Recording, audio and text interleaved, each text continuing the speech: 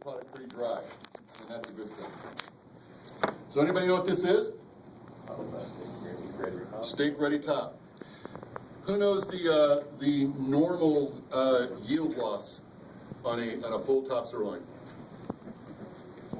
Yield loss. 60, closer to 60. So when people say, I buy top butts, Monty, am I close? If I buy top butts, if I've got my restaurant going and I'm buying top butts because they're under $4 a pound, and that's my thought process, and I'm even worse, I am pricing my steak on the menu based on that $4 a pound, and I'm really paying close to $9 a pound. Guess what? We have something for you. 3 weeks ago, I did a cutting for a customer in our test kitchen across town, and I did for a customer that's been buying and processing their own top butts for years and years and years, and they do it the same way every time. The owner does it. He was all proud of it, and I said, "What's your yield?" And he said, "Oh, I get 75-80%." Well, what was he doing with it, Jace? He was throwing it in the soup. But was he getting any money for it? So he's confusing use with value. You guys have been through this a million times, I hope. That's the problem. He confused use with value. Can't do that. So at the end of the day, sad story is, we moved him over to a steak-ready USDA Prime. The steak on his plate cost within about 8 cents of the select that he was cutting himself. The actual steak on the plate. He was floored. He said, "I cannot believe I have been doing this." And he said, "I've had people tell me before, but I've never actually seen it done." He said, "I'm convinced I'll never buy that thing again. Why do you guys even make it?" So remember, you've got the cap that comes across the top, and the culotte is a beautiful steak. We love those. But we sell peeled culottes. You'll know exactly what your price point in the culotte is because they're peeled. You process them, take them out of the bag, process them, and now they're medallions or culotte steaks, whatever you want to do with them. But the point is that you aren't in that position where you have inexperienced meat cutters and probably uneducated meat cutters that are going to give a price point that they're just not right on. So you'll notice that I've got one little piece of fat cover right here. Okay, why is that? Well, that's because the fat cap for the culotte kind of covered this whole area here. We don't take that off. We tried a couple times, and people said, "Hey, what happened to that part? I need that." So we said, "Okay." So we leave that on. So what I'm going to do, I'm just going to pull this off, skin this off a little bit here.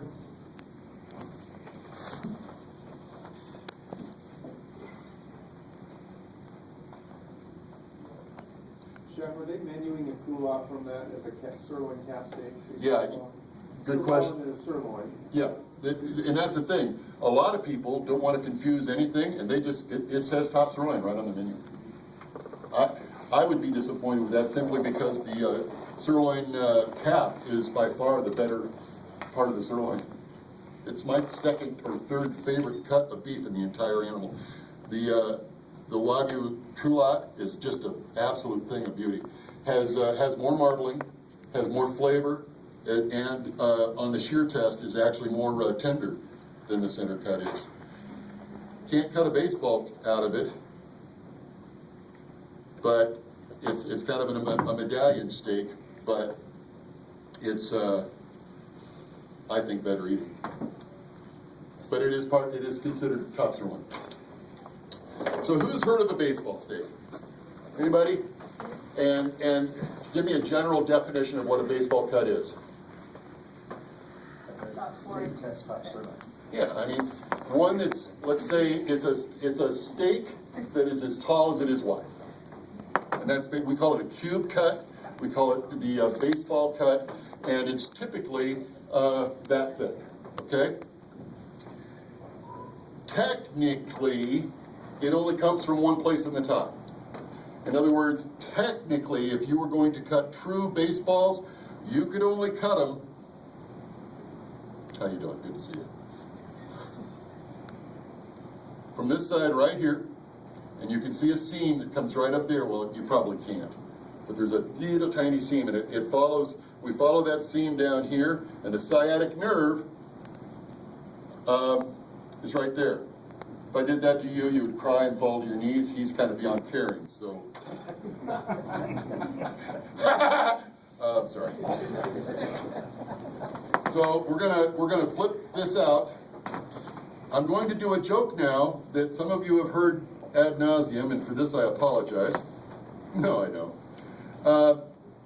Right here, and I'm going to just nick this off so I can show you part of this, and we'll get in there in a second.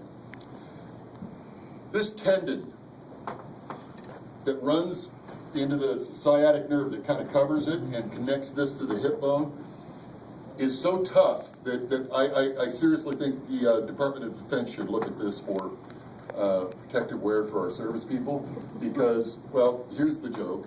If you've ever seen a coyote crossing the road, he stops and goes, that's what he's getting rid of, because not even a predator can chew this stuff. So I always tell people, are you pulling the sciatic out? And they go, where is it? And now I know they're in trouble. So when they say, I had a top sirloin steak and I don't like them because they're tough, 85% of the time it's because stuff was left in there that should have been taken out. Okay, so it's really important that they do that. When they're processing their own meat, they're more likely to make that mistake than they are with a cut steak program. So I'm going to just nick a little bit of this silver skin off. Honestly, I don't have to, because most of this is exterior and will burn off anyway, but we're just going to make it real pretty for you.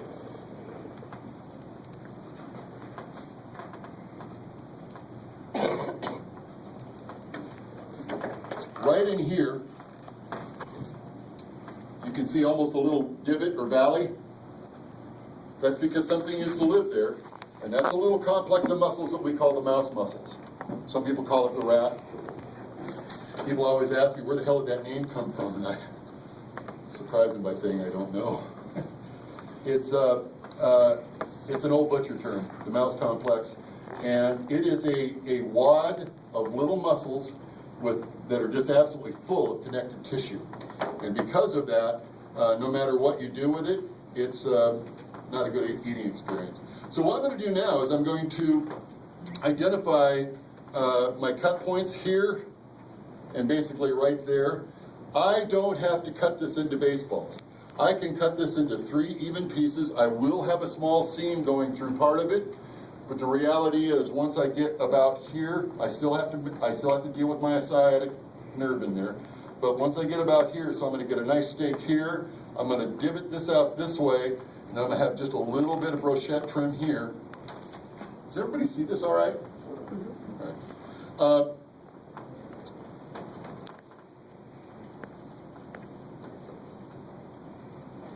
So what I'm going to do is I'm just going to take this right there, so I can see where that's at. I can see where that's at. Now you see where that sciatic runs in there. See that? Everybody see that? Hit that pretty close. So that's what we want to do now is we want to get this in here like this. Lift and separate. No, that's something else.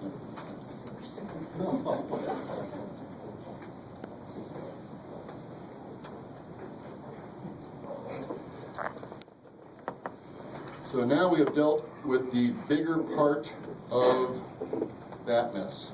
I'm going to lay that just open just like that, get under here, and take that out.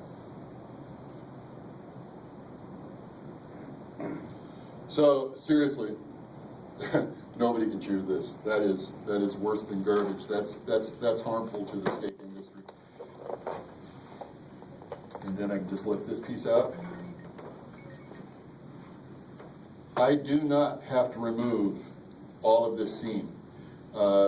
Most of this gets, once you get past the first 3-4 inches past the nerve, it's just part of the nature of the steak. So that's what we call the barrel off the for the baseball. So the barrel of the bat, if you will, I don't know.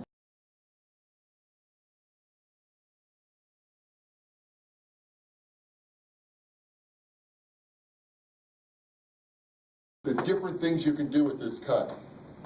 By the way, I'm done as far as processing this thing goes. One more thing there, and then I'm going to cut it into steaks, and I'm done in another 4 minutes or so. So it takes about 20 minutes to do a top butt. I can do this literally in 6-7 minutes if I just shut up. Not likely to happen. What we're going to do is I'm going to take this. I'm going to leave enough to get some nice steaks there, but I'm going to pull this side off, because what we're going to do now is something a little bit different. I can season these, I can roll them, herb them, season them, sear them, and roast them. And this becomes just an absolutely outstanding carving roast, a sirloin, top sirloin carving roast. Anybody that's doing carving, and I can use the whole top sirloin that way, because of the way the grain goes, just like that, it's going with me, I can lay that on the carving board and go right down the line, just like that, and get beautiful, nice slices of top sirloin. That's a big deal. People spend a lot of time thinking about prime rib and even roasting New Yorks. You can do this a heck of a lot cheaper than you can either one of those, and it's a beautiful roast to carve. So if you've got anybody that can do a carving, I highly suggest the Snake River Farms Steak Ready Top Butt.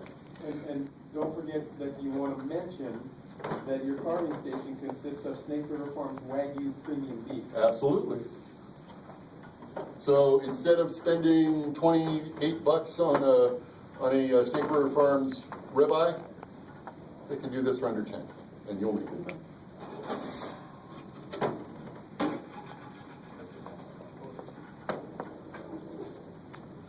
Part of the value of this brand is Snake River Farms brand equity.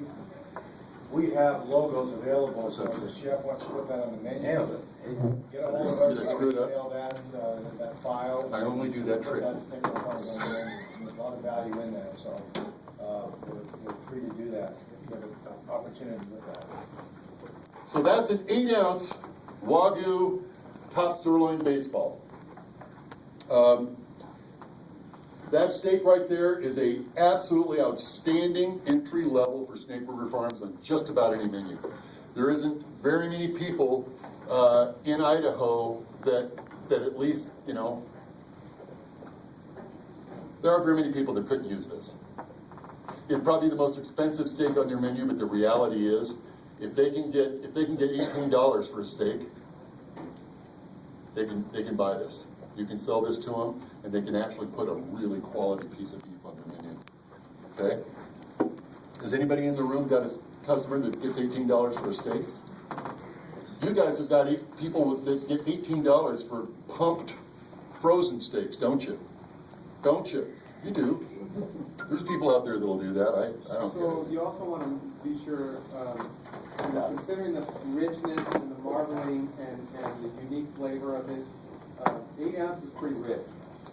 That's a big steak. It's a good sized cut of steak, and so it's granted you could fill the plate with accompaniments, starch and vegetables, nothing, but there's a pretty hearty meal in 6 ounces of steak, which will lower your cost, and then you can perhaps for some of these not white tablecloth but mom and pop restaurants that might not shy away from it.